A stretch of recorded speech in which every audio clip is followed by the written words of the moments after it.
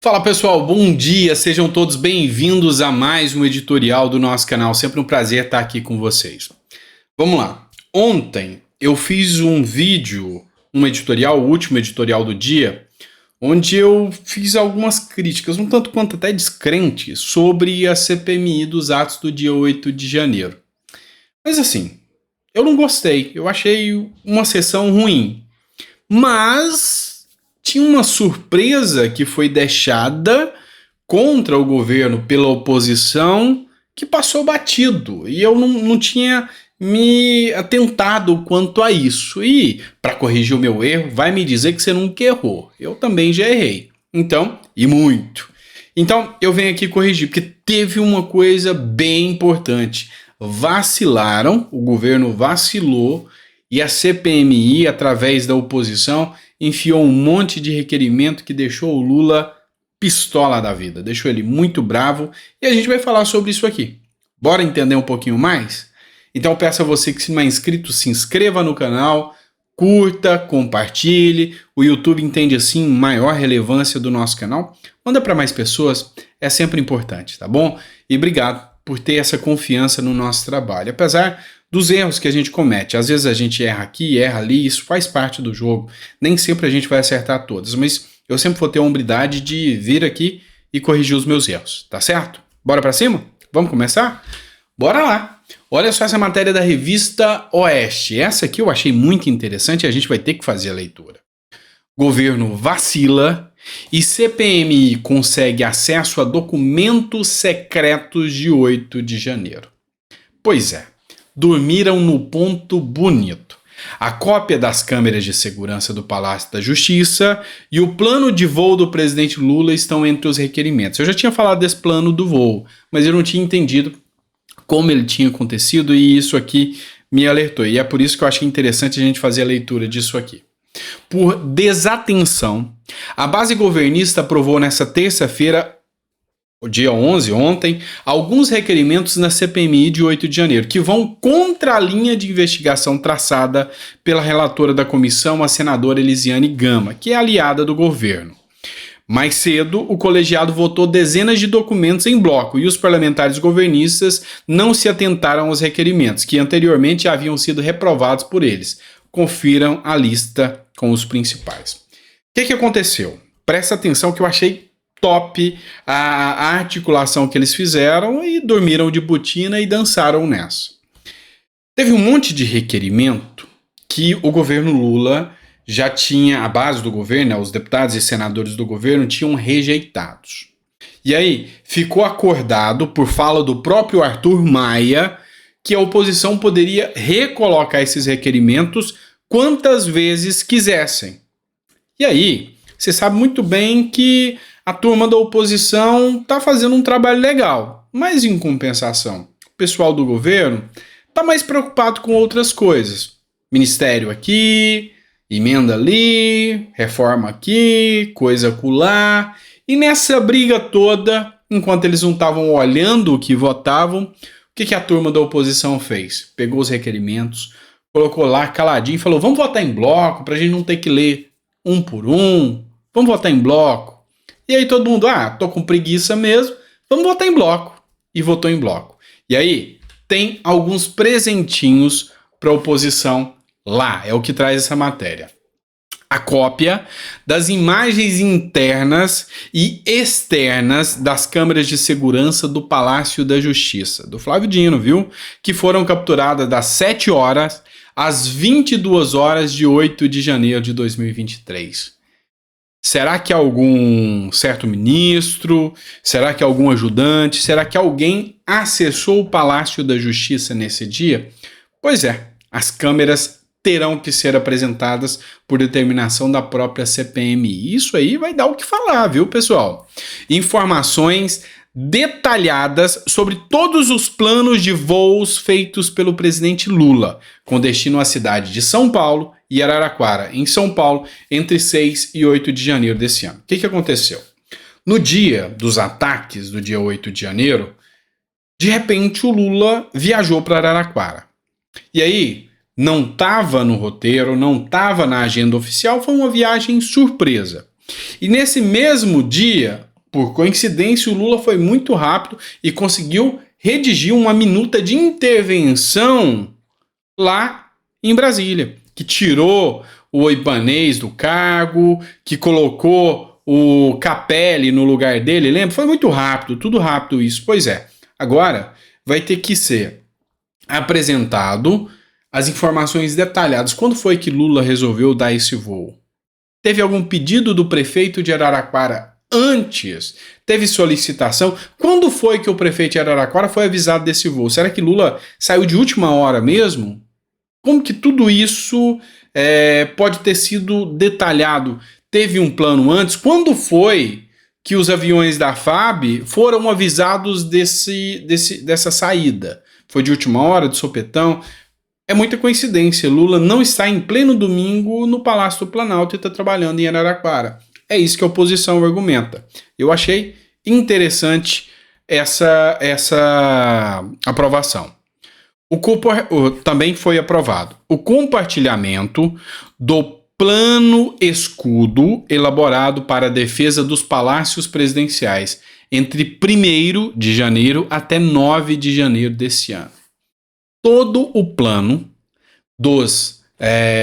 da guarda presidencial, do plano de defesa do palácio, tem que ser apresentado. Teve algum relatório? Teve algum documento apresentado? O que foi publicado? Tudo isso aqui vai ser exposto. Informações do Sistema Nacional de Registro de Hóspedes sobre todos os hotéis, pousadas e hospedarias do Distrito Federal nos períodos de 5 a 15 de dezembro de 2022 e 4 a 14 de janeiro de 2023. Tinham infiltrados? Porque, vamos lá, vamos entender. Se teve uma turma aí que foi presa, era só quem estava de frente ao QG e chegou de ônibus lá para frente do QG. Mas e quem chegou de carro próprio? E quem estava nos hotéis hospedados? Quem bancou isso? Teve algum preso que não estava nos acampamentos e estava em algum hotel? Vamos saber. Ou teve mais gente ligada a algum grupo que chegou e ficou em algum hotel? Seja algum grupo que invade terra, seja algum grupo que não tende a ser de direita, tende a ser de esquerda, que não tende a ser apoiador do Bolsonaro, tende a ser apoiador de uma outra ala aí. Estou falando de infiltrados. Isso aqui é uma bomba no pé do governo. Pode ter certeza que é um verdadeiro tiro no pé. Além disso, a relação de nomes das pessoas idosas detidas em 8 de janeiro. Ou seja, isso aqui é para comprovar que, sim, houve abusos. E o grande detalhe é como uma pessoa idosa, como a própria irmã Hilda, lembra da irmã Hilda? Uma senhorinha de 72 anos com a bíbliazinha embaixo do braço. Como que aquela senhora daria um golpe de Estado? Seria dando bibliaiada na cabeça dos policiais? Seria isso? O que ela poderia fazer? Talvez com a força da oração. Talvez eles entenderam a força da oração e ficaram com medo da força da oração da irmã Hilda. Pois é. Você não acha que é meio estranho uma pessoa de mais de 70 anos, 72 anos, ser presa acusada de um golpe de Estado? Um golpe virulento, violento para o Estado, para com o Estado? Não é meio estranho? Isso aqui que a oposição quer descobrir em relação ao governo Lula. E por fim, mas não menos importante, isso aqui também é importante a gente saber, a relação dos nomes das crianças e adolescentes que foram detidos, recolhidos em 8 de janeiro. Será que tinha crianças presas? Será que tem essa relação desses nomes? Isso aqui é tudo que a base do governo não queria que fosse aprovado. Isso aqui é tudo que eles não queriam que passasse. Não é à toa que eles foram completamente contrários à aprovação de tudo isso aqui. E foi aprovado por um vacilo, por uma vacilagem deles. Ou seja, se dependesse da votação da base do governo, que investiu muito para dominar a CPMI, isso aqui nunca seria aprovado. Então, bola dentro, acertaram a mão, foram direto na veia e eu lavo a minha boca com sabão que falei que a sessão de ontem foi pífia. Falei que a sessão de ontem foi uma vergonha. Pois é, não foi tanto assim não. Teve coisa interessante aí que surgiu, teve coisa interessante que saiu aí a partir dessa CPMI. Eu tenho certeza que essa informação foi relevante para você. Eu ia acabar o editorial agora, estamos com 10 minutos, mas vou trazer mais uma matéria para vocês, tá? Bora lá que eu vou trazer mais um conteúdo sobre o Eduardo Bolsonaro. Essa matéria aqui é do Diário de Goiás. Vocês devem saber que o Flávio Dino mandou a Polícia Federal investigar o Eduardo Bolsonaro após falas que aconteceu num evento armamentista. E aí, o Flávio Dino mandou essa investigação da PF porque o Eduardo Bolsonaro comparou professores a traficantes e disse que isso aqui pode ocasionar a prisão de Eduardo Bolsonaro, inclusive pode ocasionar também a cassação do mandato do Eduardo Bolsonaro. O sindicato ou a Confederação dos Trabalhadores da Educação, que é a CNTE, a Confederação Nacional dos Trabalhadores da Educação, fizeram um abaixo-assinado contra o Eduardo Bolsonaro. Respeite os nossos professores, cassação já. Isso é uma aberração, tá? Vou ser muito claro para vocês. Se tem uma coisa que deve valer no Brasil é o voto. Você pode não gostar do Eduardo Bolsonaro, não concordar com as ideias dele, mas uma coisa é certa. Ele foi votado. E caçar o voto dado pela população é uma coisa muito, mas muito grave. Assim como não deve ser feito em relação a outros, a demais, também não deveria ser feito ao Eduardo Bolsonaro, também nem a esquerda, como é o caso de um deputado estadual, Renato, lá de Santa Catarina, que foi cassado e depois voltou, era vereador à época, ou seja, o requisito lá na decisão judicial foi a soberania do voto, o povo escolheu ele para estar lá. Se ele tiver um crime, que ele responda o crime, pelo crime, tudo da forma que tem que ser, mas o voto tem que ser respeitado, tem regras para isso acontecer. Então, os professores agora querem a cassação do Eduardo Bolsonaro. Só que aí tem um ponto crítico dessa história, matéria do Conexão Política para vocês.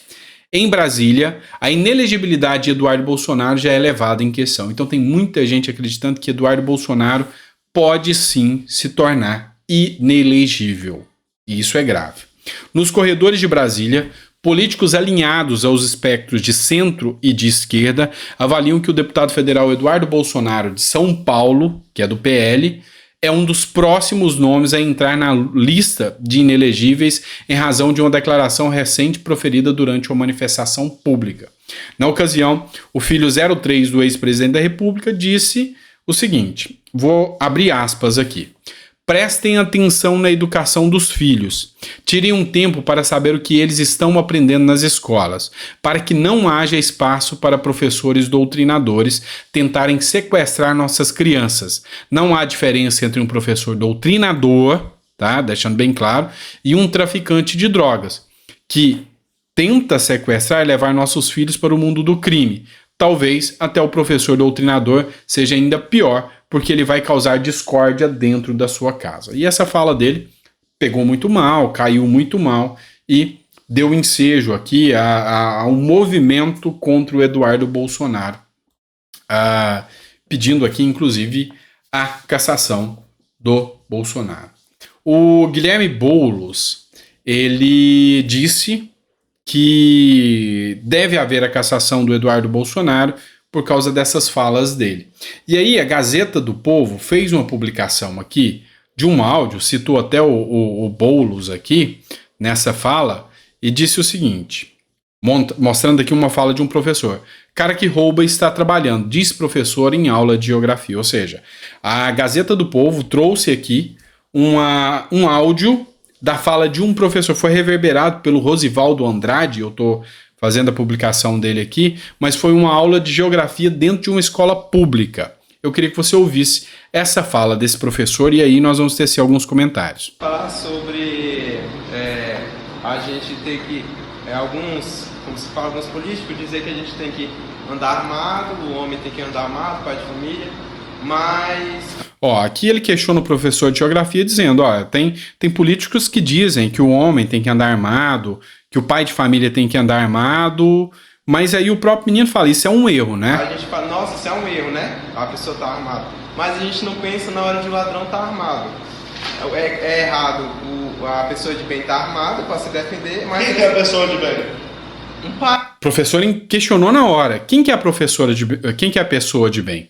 Porque o menino perguntou, olha, é errado, ele acha errado ter uma arma, mas quando o ladrão tá armado, ninguém questiona isso. E ele fez uma crítica séria aqui ao sistema de segurança brasileiro. E aí o professor indagou na hora, quem que é o cidadão de bem, quem que é a pessoa de bem? Pai de família, por exemplo... O cara que tá roubando é pai de família. Quem que é uma pessoa de bem? Explica melhor. Ele falou, ó, quem que é uma pessoa de bem?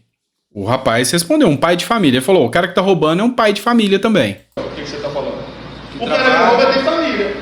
Sim, não, que trabalha. O cara que rouba ele tá trabalhando.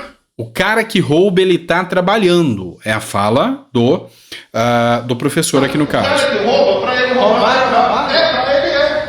Pra ele é. Mas não é certo. Quem tá falando que não é certo? Quem tá falando que não é certo? Para ele, pro professor, roubar é trabalho e perguntou, quem que tá falando que isso não é certo? O Código Penal, e eu já explico para vocês. Quem tá falando que não é certo? Vamos supor, o senhor trabalha 10 anos para comprar um carro de luxo. Aham. 10 anos não dá.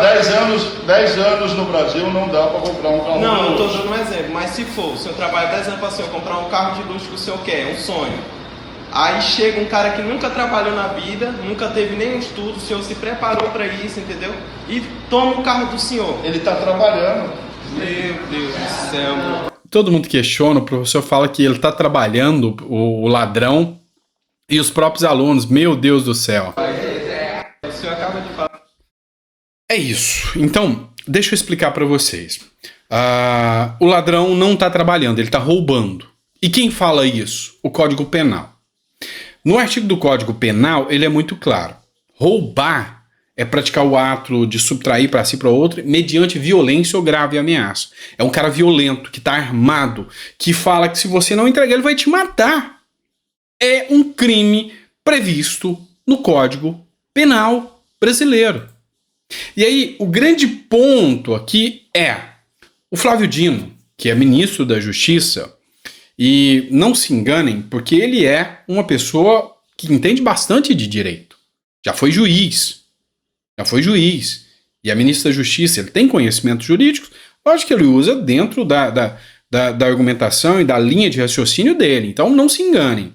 O próprio Flávio Dino disse, todo aquele que defende um crime também é criminoso e deve ser investigado. O argumento que ele utilizou é em relação aos atos do dia 8 de janeiro, todo aquele que incentivou, que defendeu, que deu aso aos crimes, tem que ser investigado e é criminoso também. Então, nessa senda, tá? E aqui eu não estou questionando o que Eduardo Bolsonaro falou, deixou de falar, eu não estou falando que é certo nem errado. Mas nessa senda deveria haver a própria investigação também da Polícia Federal em relação ao professor. Afinal, ele não defendeu um crime previsto no Código Penal nítido, falando o nome e a capitulação do crime. Roubo. Roubar é crime. E o professor disse que não. Roubar é um trabalho, incentivando suas crianças e alunos. E aí entra no crime de corrupção de melhores, dizendo que esses alunos podem roubar porque roubar não é crime, é trabalho. E aí, vai ficar por isso mesmo ou vai ter uma definição melhor de quem é perseguido pelas penas da lei ou é só se for opositor? Esse é o grande ponto.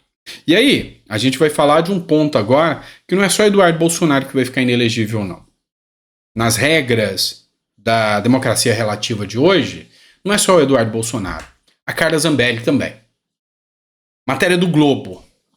Zambelli pediu para invadir conta de e-mail de Moraes, diz hacker, a Polícia Federal.